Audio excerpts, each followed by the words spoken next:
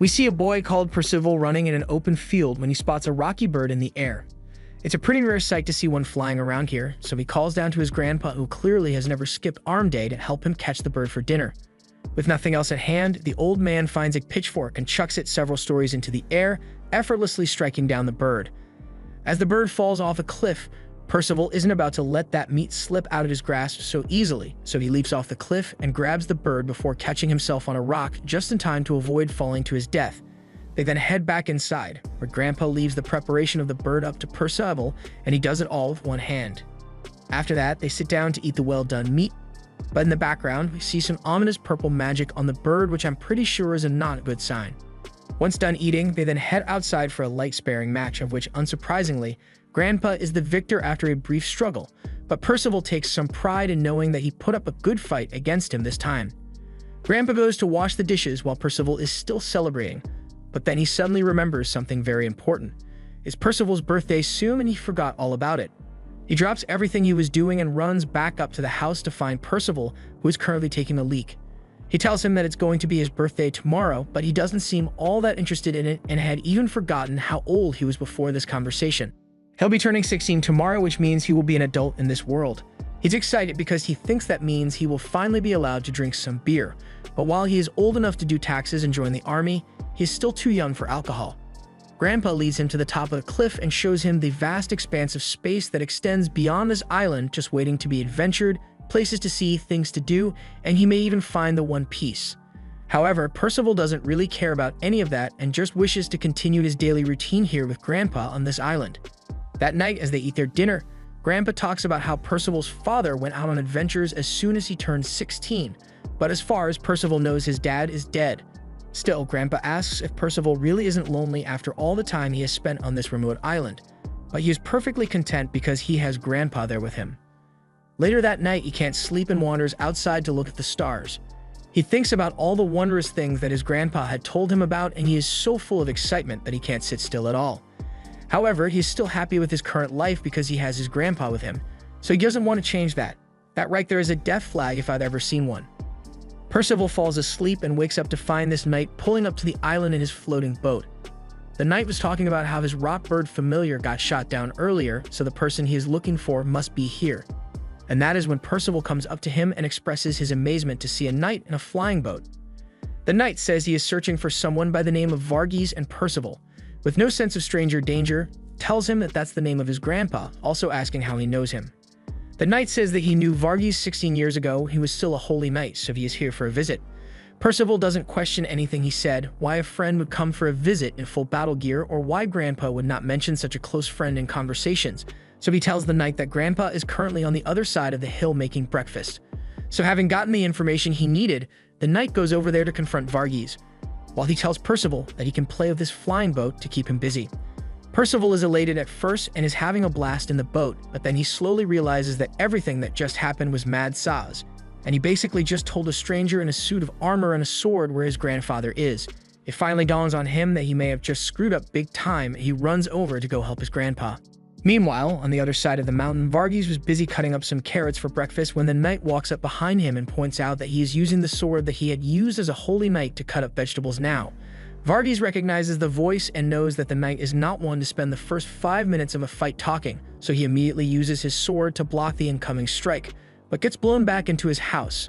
He remains largely unharmed, so he jumps out and leaps forward to counterattack the knight.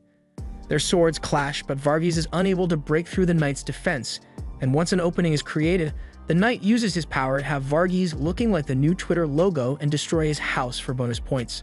Percival had arrived a little too late and just witnessed his grandpa getting carved out, so he yells for the knight to stop. The knight obviously isn't going to stop just because he was asked to and fires a shot at Percival, telling him that he is next in line to die at his hands. Percival grabs one of the rocks that was launched by the blast and throws it at the knight before jumping down. The rock didn't manage to do any damage, so Percival tries using a bigger rock this time, but it still does nothing, and Percival is now in the direct line of fire for one of those shots. Grandpa comes up behind him and prevents the knight from shooting Percival. He then yells for him to run away while he still has the chance, but Percival doesn't want to leave his beloved grandpa to die here. However, the knight has no intention of letting either of them leave here alive, so as he says this, he cuts Varghese open several more times in an instant, and then hits Percival with a blast that I can only describe as overkill. Percival is about to fall back, but with the last of his strength, he tries to punch the knight. However, his little arms aren't going to do much damage, and he coughs up some blood before getting punted backwards and falling in defeat, and looks up at the sky as it starts snowing. Varghese asks the knight why he would come here to kill him now of all times, and he explains that there was a prophecy foretold a few days ago, where 4 knights of the apocalypse would bring about the downfall of the Lord King Arthur. They have no real clues on who the knights of the apocalypse might be, so he thought he might as well come here and kill Varghese, just in case. Even if that was his reasoning, he didn't have to kill Percival like that, but he says it was all for the greater good as he leaves. Percival gets up and apologizes to his grandpa for being too weak to protect him, but I'm more curious about how his body is still in one piece after that blast that went in, out, and through a mountain behind him. His grandpa tells him that he shouldn't need to protect someone like him and should find someone more deserving. Percival believes that this must be divine punishment for him lying about being satisfied with staying on the island forever and not wanting to go on adventures, so to calm him down, Varghese also admits that he was actually really happy when Percival said he was perfectly satisfied with just staying with him here. This gets Percival to smile a bit, but Varghese soon coughs up more blood, reminding him that he doesn't have much time left to live. He has something he wants to say before he passes on, so he tells Percival that the knight's name is Ironside and he is actually Percival's father. This shocks Percival because, for one, Varghese had told him that his father died when he was younger, and 2, what kind of father would slice his own son into 4 pieces, just in case? This backstory is too long for Grandpa to start explaining right now, so he tells Percival to go and find Ironside if he wants to know the full story. He's sorry, but Percival is going to have to start his new journey alone for the first time. It's going to be tough on him, but Varghese knows he can handle it because he raised Percival to be really tough. The next day, Percival wakes up and looks over at his dead grandpa, filling him with deep sadness. He buries his body and is left feeling empty inside because his whole world just came crashing down before him. He starts fixing some of the damage done to the house and finds a box underneath a table. In it is a set of new clothes that Varghese had spent several nights sewing for Percival to be able to use on his adventures. A few days pass as Percival has created a monument to his grandpa and is about to leave on his journey. He puts on the helmet and flicks back his cape before tripping on that same cape. Percival begins climbing down the island, but even after an entire day of climbing, he has still made almost no progress at all and can't even see past the clouds. After a little more climbing, he is finally able to see the ground, but in his excitement, he lets go of the cliff and falls to the ground where he finds this creature. He looks up at the creature and thinks about how he has never seen anything like it back on the island. He also introduces himself to it and tells it that he just climbed down from that tall island behind him and is currently looking for a place where other people like him live. However, it doesn't seem to understand a word he just said and begins to walk away from him. Percival keeps following it, so it starts running away from him, eventually leading him to a performing street group. The leader of the group, Katz, throws paper in the air and has them catch on fire, while Elva does a trick with a disappearing monkey and a hoop. Katz now wants the last guy to do his trick, but he isn't interested in practicing because there is no one around to see him. However, Percival was watching and was thoroughly amazed by their amazing routine. The others are confused as to where a kid like Percival could have come from because they are currently in the middle of nowhere, but Percival wants them to do some more magic tricks, so Donnie tries to take advantage of the situation and get Percival to pay them for it. However, having lived his entire life on a single island, Percival has no idea what paying even means. Donnie then says he will take Percival's stuff as payment for doing his trick, so he does the trick and makes Percival float to his utter joy and amazement. But while Percival was busy enjoying himself, Donnie had already put the others in the cart and began running away with Percival's stuff. The others tell him that what he just did was pretty messed up and he shouldn't leave a kid like that alone in the forest after taking his stuff.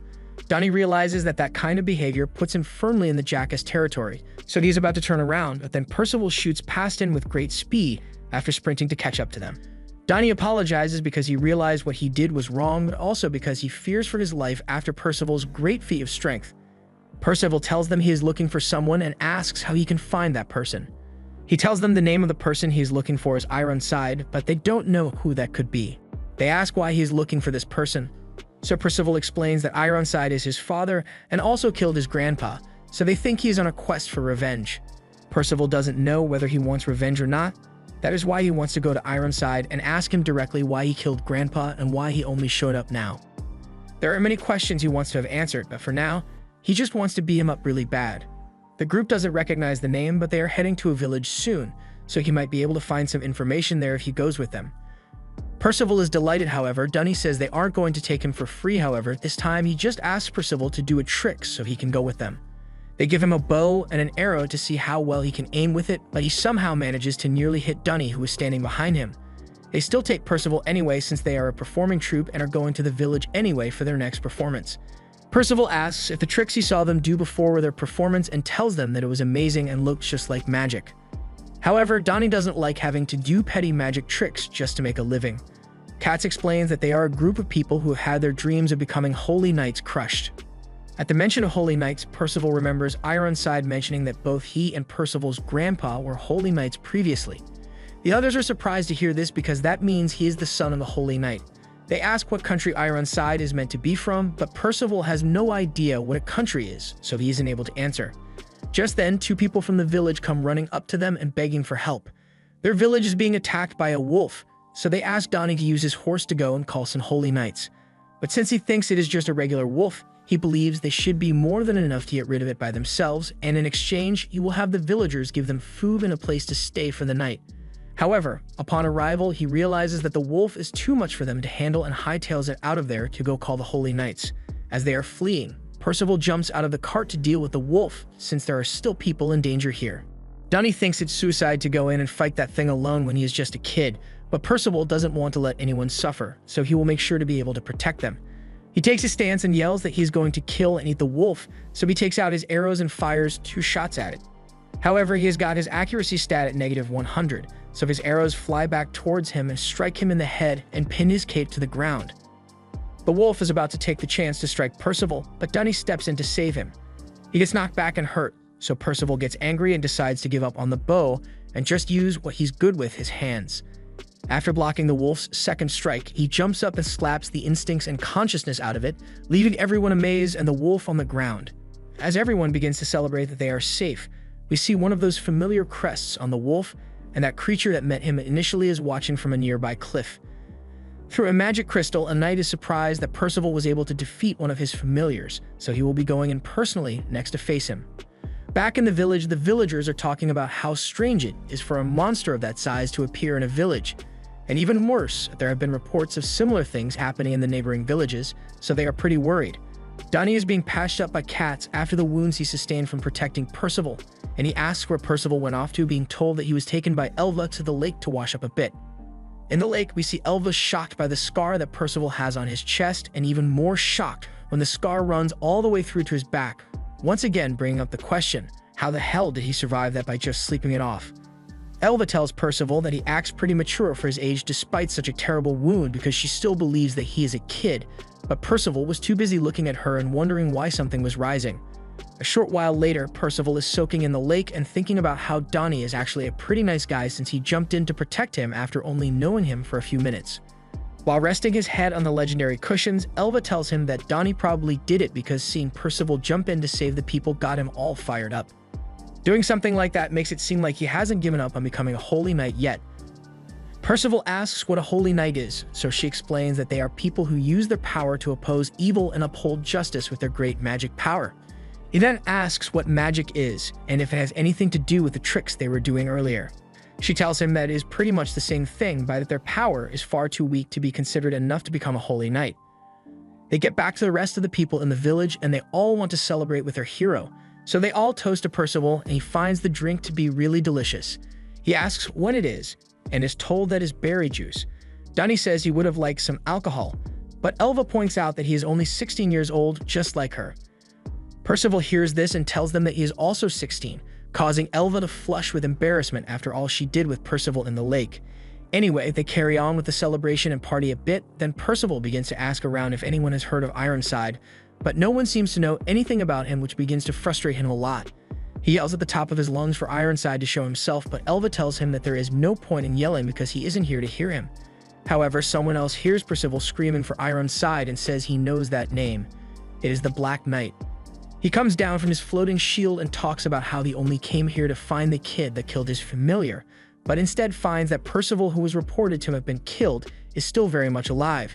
He asks if Varghese managed to survive as well, but unfortunately, Varghese didn't have the levels of plot armor that Percival has and died from his wounds. Katz recognizes that this guy is a holy knight and tries to get him to leave Percival alone. I mean, it's a holy knight, so Katz gets backhanded away. The holy knight kind of apologizes for hitting Katz so hard since he only wanted to push him away a little and didn't mean to give him a concussion from it. Percival asks the knight why he knows his grandpa and Ironside. So he explains that he is Pelagard, someone who knew both his father and grandfather. If he knows Ironside, then Percival tells him that he has until the count of 5 to tell him where he is, and Pelagard is busy talking about how much he likes Percival for not being scared to face a holy knight. They aren't getting anywhere by talking, so Percival and Pelagard prepare to fight. The crowd is smart and runs away so they don't get caught up in what is definitely going to be a chaotic battle. Percival charges forward and surprises Pelagard because he is coming to him without a weapon. But as Percival lands a kick on him and manages to push him back along with his heavy armor, he is thoroughly impressed by the boy's potential.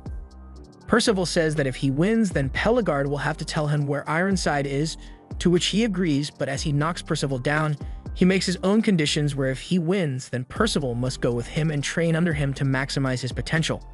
He then strikes Percival with his mace, but he is able to block the blow and leap forward to strike Pel once more. He then unleashes a flurry of attacks on Pel but gets his head palmed. Pel praises Percival for having the courage to leap into danger to protect the weak and the will to not falter, but he tells him to take the fight seriously and at least use magic if he isn't going to be using a weapon. But Percival says he doesn't have any magic to use, which shocks Pel, but gives him all the more reason to want to train Percival. He starts punching him to get him to admit defeat and come with him to be trained, but Percival still refuses to give up. He's getting punched repeatedly, while all the villagers watch knowing that there is nothing that they can do to stop it until one boy screams out for Percival to keep fighting and gives him the motivation to unlock his magic power. The knight feels like he was tricked because Percival had told him that he had no magic, but right now, that definitely looks like magic. This was the end of episode 2. Thanks for watching. Subscribe to not miss the next part.